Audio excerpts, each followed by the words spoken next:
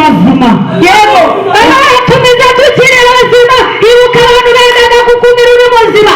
Ibuka za ntambara, ibuka bya bibazo, ibuka ya marira, ibuka kagahinda, ibuka kwa gutererana, ibuka washawe, ibuka wuzuye ubukode. Baba baratumize burugura ibyo bibazo biba byarakwishe burundu. Ubwo umujinya wabo wacanwaga kuri twe, ubwo umujinya wabo wacanwaga kuri twe, irashaka kuduhereza ubundi buzima. Ubuzima twarimo bwari bupfuye, ubuzima twarimo abarozi baraburogaga bigafatika, ubuzima twarimo agahinda kari karatwishe, ubuzima twarimo ntabwo twagiraga igikundiro, nta jambo twagiraga, wapfayiraga hakakirwa abandi. Ubuzima twarimo ntabwo twari tuzwi, twari mu isi y'umwijima w'uburyo bundi bw'ibibazo.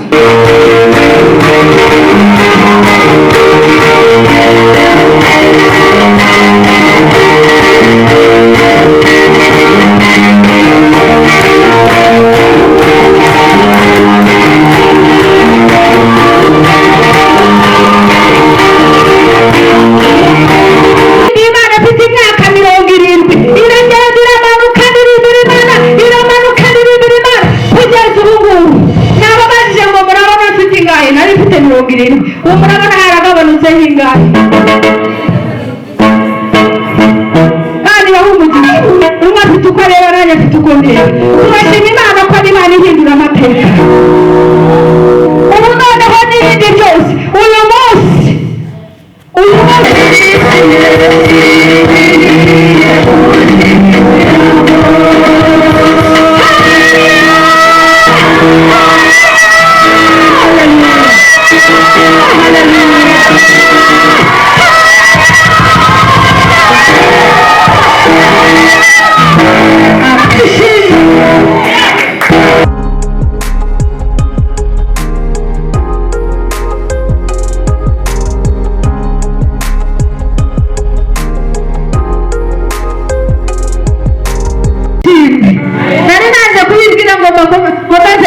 amatsiko bamwe mukamvuga nk'abihorera, numvaga nshaka kugira ngo mbigire mu mwanya nk'uyu nyine.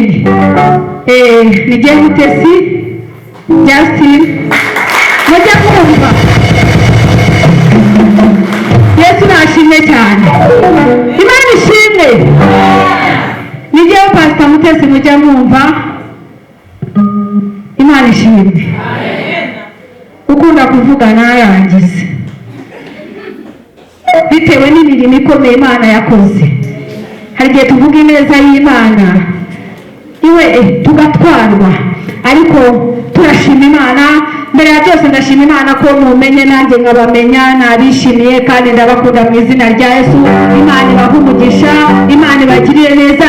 Buri muntu wese yakira igitangaza cye mu izina rya Yesu uyu munsi wa none. Yakira kubahoka, yakira kugera muri Kanani, yakira ubutabazi buturutse hejuru mu ijuru, yakira kubana n'Imana, yakira ubuzima mu izina rya Yesu. Imana ishimwe. Ntabwo Imana yaba yaduhamagariye ubusa, ibyo ntabibabwiye. Hari icyo Imana yabikoreye, hari icyo Imana yatangiye itariki, hari icyo Imana yashatse. Ibi bidushushanyiriza cya gihe Imana izabivuze amahanga yose ava mu isi, twese tugateranira imbere y'Imana tutari tuziranye. Ubu twateraniye imbere y'Imana tutari tuziranye. Imana ishimwe. Iki ni igishushanyo cyongera umunsi w'Imana, cyongera umunsi w'Imana izavuga. Imana ishimwe ko amahanga yose azakoranira imbere yayo. Imana ishimwe. Ubu turimo turitoza ukuntu tuzaba tugeze mu ijuru, ukuntu amahanga hirya no hino abantu bazaba bageze imbere y'Imana. Ubu turimo turitoza ukuntu bizaba bimeze. Iyo turirimba tuba turimo twitoza ukuntu tuzaririmbira Imana. Wumbuye kuzaba mu gitaramo cyera, abera nibatarama nanjye nzatarame.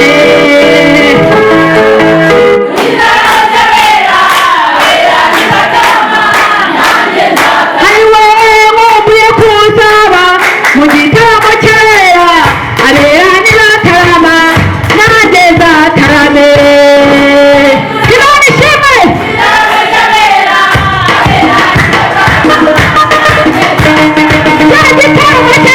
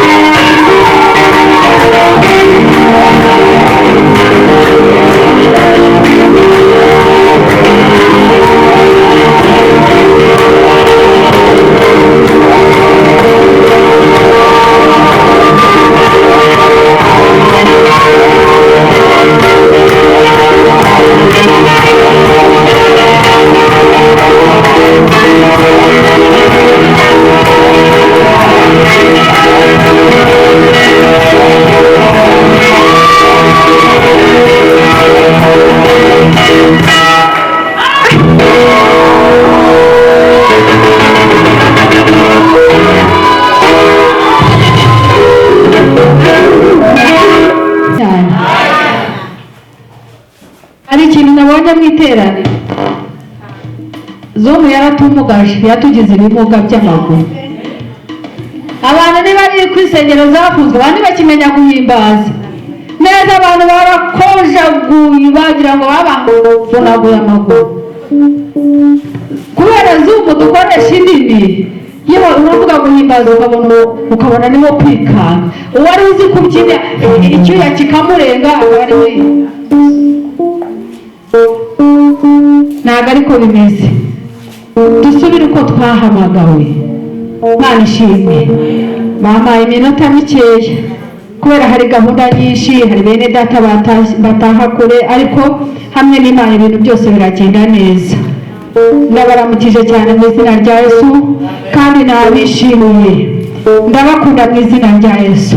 Nababwiye ngo nta mushumba utagira imbabazi cyangwa utakunda inama.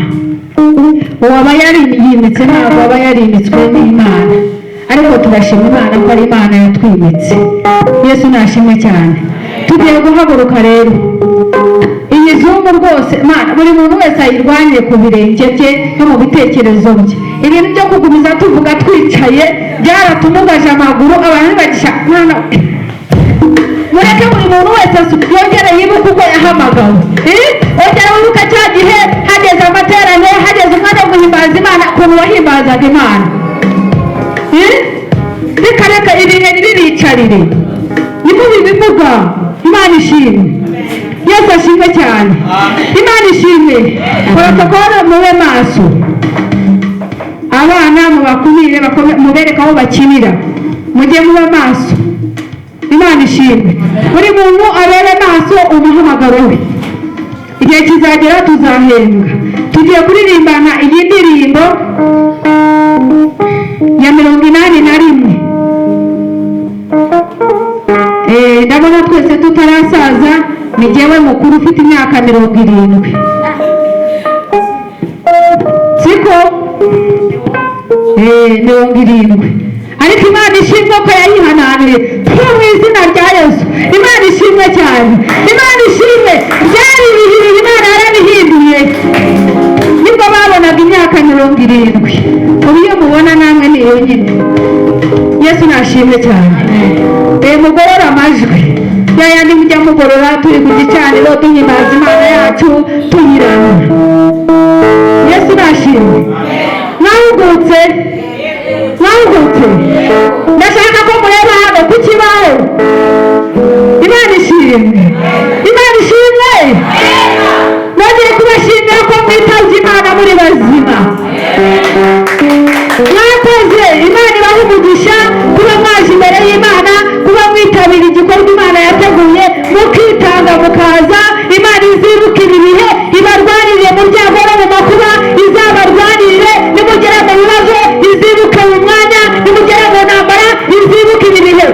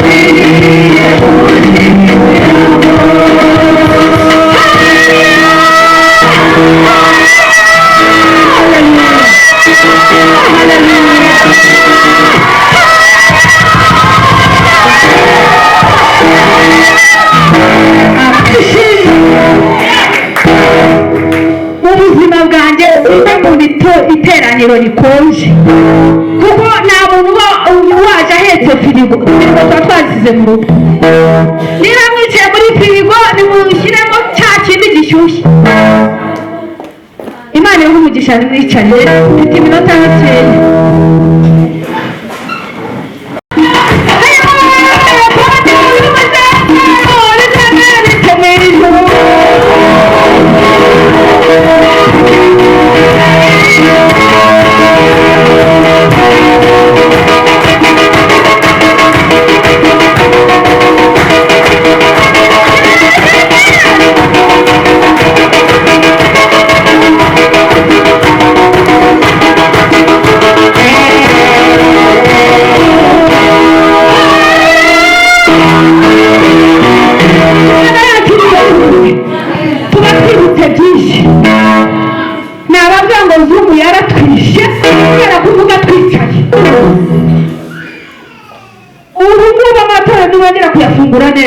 Guhimbaza Imana ni ukuzajya umuntu arwana n'amaguru y'abantu kugira ngo abohoke.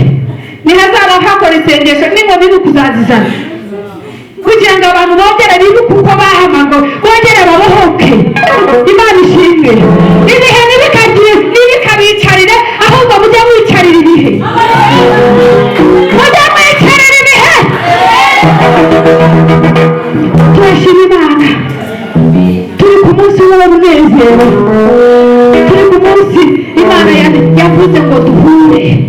Hari icyo yaduhurije. Ntabwo umubyeyi yahamagara abana be wenda bashatse kure ngo ye mu itariki muzazira bashaka, abahungu akabakura mu ngo zabo, abakobwa bose bakitaba umubyeyi mu rugo ntacyo abashakira, kiba gihari.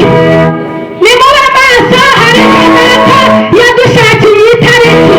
Niyo mpamvu natwe twitabye Imana turi bazima. Imana ishimwe. Ukuri ko kwitaba Imana turi bazima. Imana ivuze ukitaba, uba witabye Imana uri muzima. Imana ishimwe. Reka dusome ijambo ry'Imana, ntabwo ndi butinde. Nkomeje kuvuga nakomeza ndirimbira Imana, kuko mu ndirimbo narahatabariwe, nahaboneye intsinzi, nahaboneye ubuzima. Imana ishimwe. Naririmbiye Imana afite imyaka 70, iragenda iramanuka ndirimbira Imana, iramanuka ndirimbira Imana kugeza ubu ngubu. Nababajije ngo murabona mfite ingahe? Nari mfite 70. Ubu murabona haragabanutseho ingahe? Kandi bahumugisha umwe afite uko areba, nanjye afite uko ndeba. Turashima Imana ko ari Imana ihindura amateka. Ubu noneho n'ibindi byose uyu munsi niwo kamara.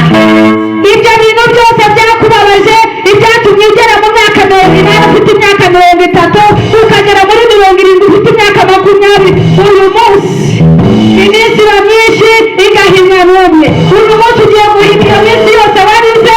Uyu munsi vuga ngo uyu munsi byanjye byose umwana wose abazimu bansize,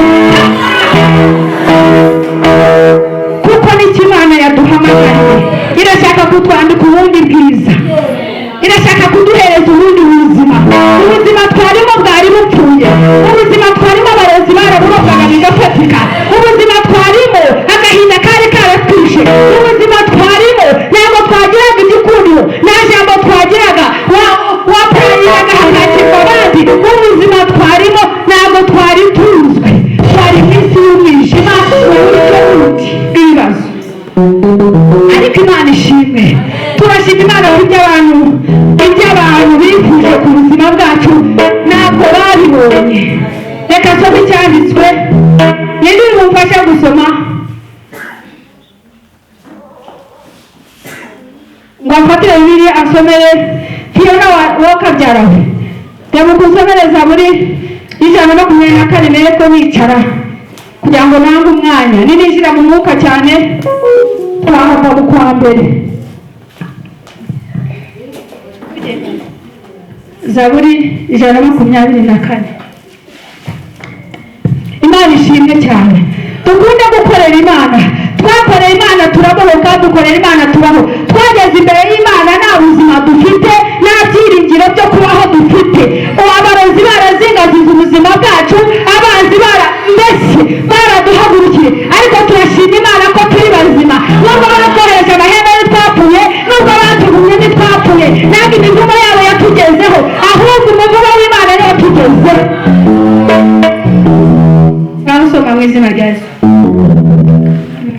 murongo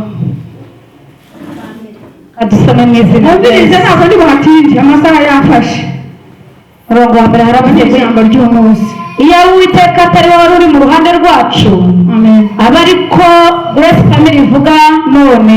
Yego, iyo Uwiteka atari wari uri mu ruhande rwacu, iyo Uwiteka atari wari mu ruhande rwawe nanjye, ubwo abantu baduhagurukira uyu mwaka guhera mu kwa mbere baba baratumize bunguri bavugaga ko tutari bubaho tukabaho, baduterezaga ibibazo ariko tukabicyo. Imana ishimwe tukiri bazima.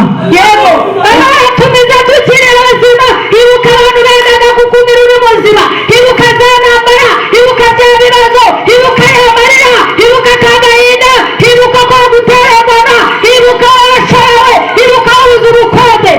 Baba baratumize bungura ibyo bibazo biba byarakwishe burundu. Ubwo umujinya wabo wacanwaga kuri twe, amazi aba yaraturengeye rwose, isuri iba yaratembye ku bugingo bwacu, ubu ntabwo uba wibukwa. Amazi yihindurije aba yaratembye ku bugingo bwacu. Uwiteka himbazwe, Imana yacu ishyirwe hejuru. Utadutanze kuba umuhigo w'amenyo yabo. Yego, ntabwo Imana yabahaye ibyo bifuzaga ku buzima bwacu, ntabwo Imana yabahaye ibyo byari ibyo bari bakeneye ku buzima bwanjye. Bifuzaga ko rwose napfuye, bagiye kubona ndiho n'ubu ndacyariho.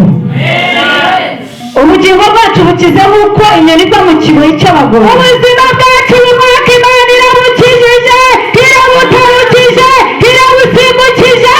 Imana ishimwe, ibyo bifuza batabibone. Imana ishimwe, ikigoyi kiracitse, aturagwa ikigoyi kiracitse, umuvugo uracitse, ibyakurwanyaga bene, ibyakurizaga bene, Imana iramucikishije.